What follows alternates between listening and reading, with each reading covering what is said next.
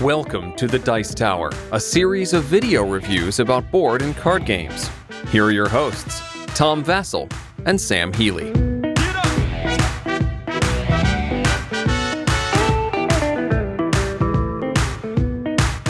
Hey folks, I'm Tom Vassell. I'm Z Garcia. How's it going? Sam Healy, what's up, y'all?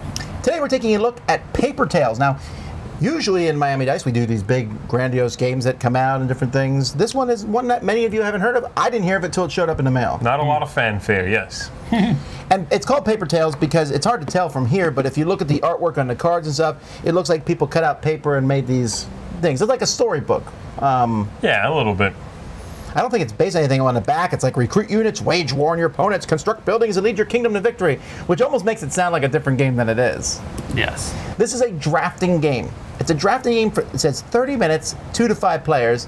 It feels like a lie. But guess what? It's not. Here's how it plays.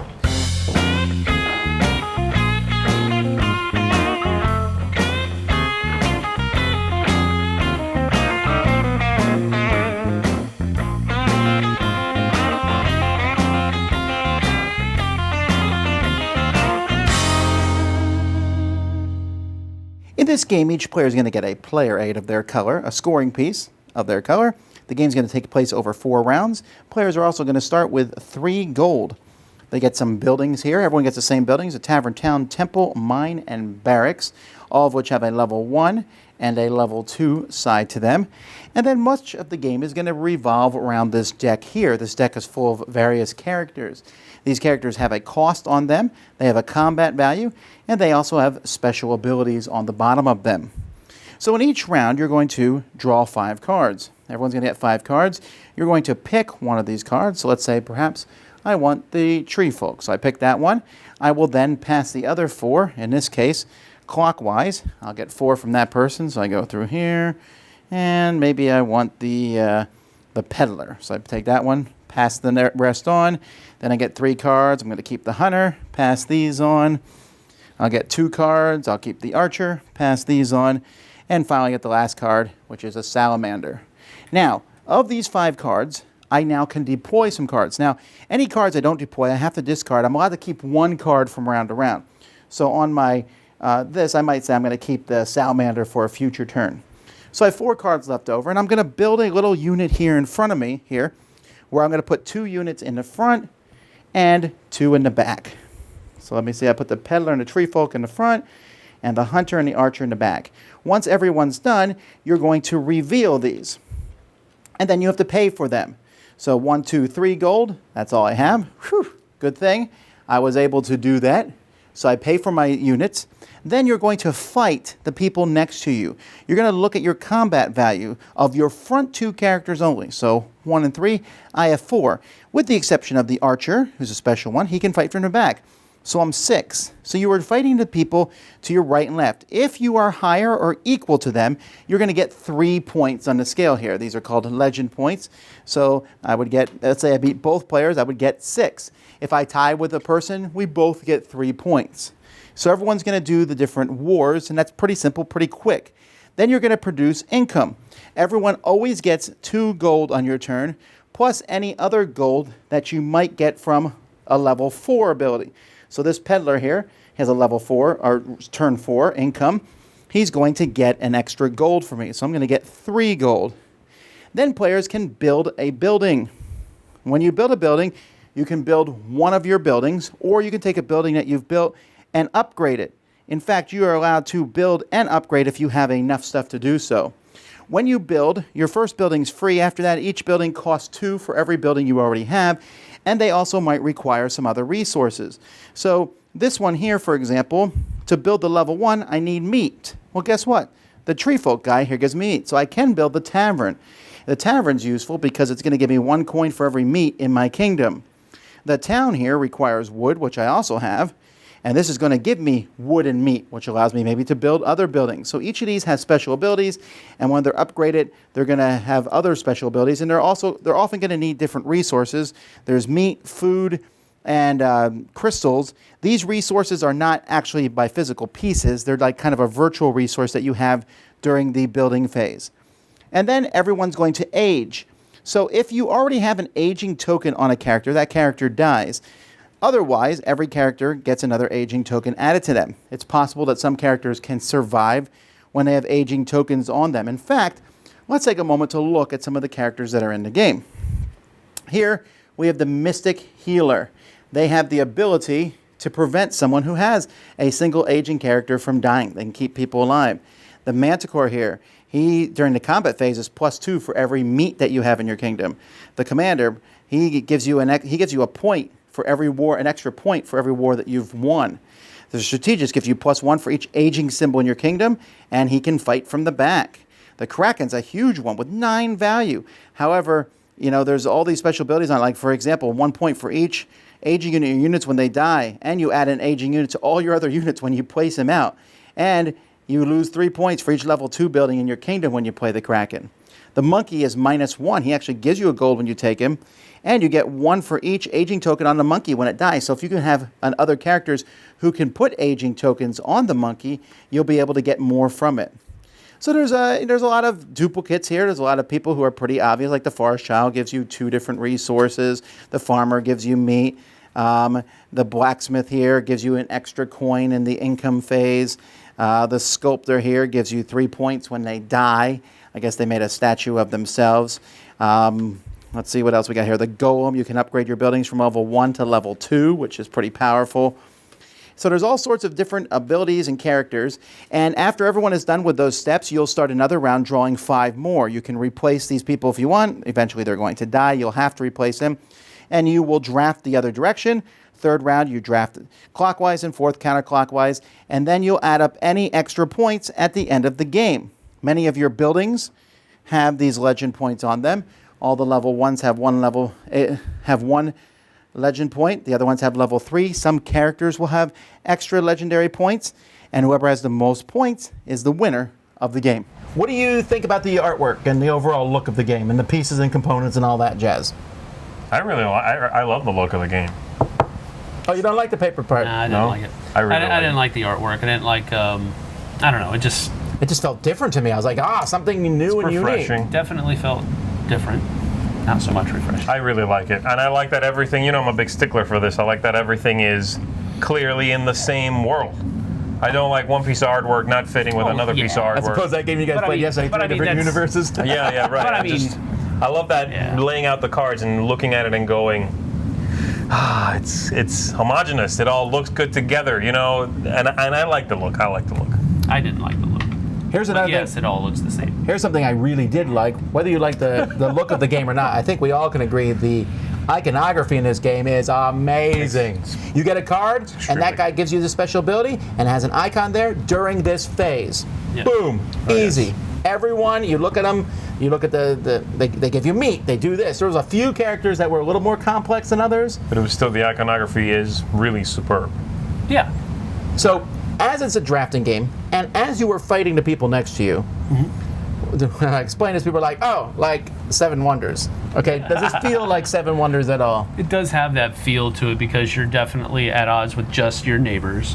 You're not at odds with the guy that's across the table from you. It's just, how am I doing against him? How am I doing against her? Yeah. And that's that. So, yeah, it does have that. As far as the combat and the military aspect of it, it feels that way to me. But it's not in so much a negative way. I'm trying to beat you guys, but if I beat Z, he's not going to sit there and be like, I'm out of the game. No. There are 2 main ways to get points in this game. One is through the wars, but the other is there's also different cards that will give you points, or you can build up your town. Yes. By the way, I should mention this. I don't think I said this in the overview, but your first building is free. After that, you pay the resources on them, but you also pay 2 gold for each other building. So the more buildings you build, and really, you can only build 4 buildings in this game. Yeah. They cost you more money. Now, interestingly enough, let's talk about that. What did you think about the buildings being a separate thing and building them? That was one of the downstrokes for me as far as that's concerned. I didn't like how difficult it was to build more buildings. Because at least that's how I felt. I always felt restricted on what I could purchase because I didn't have enough of this. I didn't have enough money, or I didn't have enough of this kind of resource. And I would have liked it to have been a little bit easier so that I could have had a better time diversifying. I just felt like I was very restrictive restricted rather in that aspect of the game. I think the fact that it is tough to build them is actually helps players diversify, because we can all build the buildings, and we'll all build the buildings, and we'll all end up playing the same way. And see, the buildings for me, I have a kind of a hard time commenting on them because it's not something I necessarily go for. When I play, I like to do other stuff. But if I know I'm going for buildings, then there's a lot of characters I will pass up on that normally I might draft because they speak to me. Right. If I need just more resources, raw resources, to build the buildings. You know what I mean? So I think it's balanced. I think the game is well balanced. Yes. That just, again, yes, it's tough to build buildings. You want to do that? Do that. Just do that. You know, and you'll get them done. I don't think. Don't try to just do that and then get a card that's flashy and you go, ooh, this character does what? And recruit them too. Because then, yes, it will be difficult to build buildings. But see, that's the thing. I don't think building buildings is a viable strategy for winning, along with doing all that other stuff. If you have all these cool characters that are giving you a lot of points throughout the course of the game, you have these buildings that are not necessarily giving you an equal amount of points. They might be doing other things for you, but they're not giving you an equal amount of points. To focus on one and neglect the other, I don't think you'll do very well. Yeah, but I think that's the thing of this game. I like that there's 5 different buildings and they can be upgraded. So if you upgrade a building, you can build and upgrade in the same turn, but it's really hard. Yes, so you can build these buildings, and it gives you like the focus of that game. If there's one thing I learned from this game, it's you need to focus. You need to pick something and go for that thing. You know, as you're going through, are you going to be combat? Then you better really focus on combat. Maybe you say, okay, you have some things. This gives you meat. This gives you meat. This guy gives you money for your meat. This guy gives you points for your meat. That's good. That's a good combo. Of course, that also leads to hate drafting, as I'm sitting there going, well, he's not getting that. And it also leads to, if one thing is missing, you're done. I don't know about it. It's 30 minutes combos in this game. Well, you just said you have to focus on doing that one thing and that one thing. And if you are focused on that one thing and somebody hate drafts you at the right time, you're now done as far as that's concerned. Well, for that round at least, yes, you are. Because that happened to me at least once in the last game. But I don't mind that again because if the game forces you to focus. No, I don't think it forces you to focus. I think that focusing is how you win. Yeah. I don't think that's a bad thing. I'm saying you can't do a little bit of everything. I love doing that, though. I love doing diversification. I love doing that. I want to do some of this. I want to do some of this. I want to have a well-rounded kingdom. I don't want to be just the ones known for warmongering. I want to be the ones that have a good military, but we also have a good trade. Combos, right? I understand. If you're doing a little bit of everything, there might not be necessarily good combos. Why can't we have diversified combos? That's what I'm talking about. I guess you can. I just don't think you can win by diversifying. Which means that you can't. I don't know. Ultimately, I think the game is well balanced. That's really what we're talking about, right? I find is it though? If it forces you to focus on one thing? No, it doesn't. Again, you're making this sound very negative. I feel like half the games I like, you should focus on one thing. I mean, I dislike Agricola more than at Caverna because Agricola makes you have a little bit of everything. But in Caverna, I can be a humongous sheep farmer if I want to. I like that about this game. If you want to be the person who's the Lord of Death, you can in this game. You want to be the guy who's the meat king. I just don't know that the two are balanced. I don't know that there are multiple paths to viable victory. Well, let me ask you about another part of the game. This game is focused on time. Your guys die. Like most of them after... You get them for 2 turns usually, at most. Yes. Although there's guys who can get around that, and I think that's interesting. What do you think about that fact of the game? That you can't have like your 4 guys and that's it for the rest of the game? It's great. It forces you to change. To adapt. Yeah. Okay, I like that a lot, it is a strategy game. It feels like, again, a long-term plan is a good idea, and then you have to adapt to that plan anyway. Draft. So you don't put it in play and then just like doing the same thing. Right. You gotta put new blood in there. I really liked it. Yeah. All right. Well, I'm assuming that you like it the least of the 3 of us. What would be your thumbage here? Thumbage. I mean, again, I enjoy drafting games, and this one isn't bad. I do enjoy 7 Wonders, and this has a similar, at least esque feel to it. Yeah. So I mean, I'll give it probably I'll say 1 thumb up, and that probably translates to about a 6 out of 10. 1 paper thumb up. Don't let him die. No, I'm just gonna go 1 regular Joe Blow thumb up. All right, what do you got? Joe Blow. I really enjoy the game. I like these guys. I really enjoy drafting, but I like the simplicity here, the iconography, the turn structure, the whole thing really works for me. The look of the game. There's nothing I'm thinking if there's anything I don't like at all. It is like they designed this game for him. The buildings maybe are ultimately a little samey. Like, that's about the only thing I can think of. But there's not a lot here I don't like. Yeah, like you said, it kind of works for me. So I'm going to give it 2 paper crowns up. Very much enjoy. This just was my game of the month as well for best of the month. So My only negative with this game is that I don't feel that you should have to reshuffle the deck. I wish they had included a few more cards for 5 players. If you're playing with a full 5 players, you have to take the discard pile and shuffle it. I think it's only 5 players you have to do that. But other than that, I like everything. I like how fast it is. I love the artwork and the look of the game.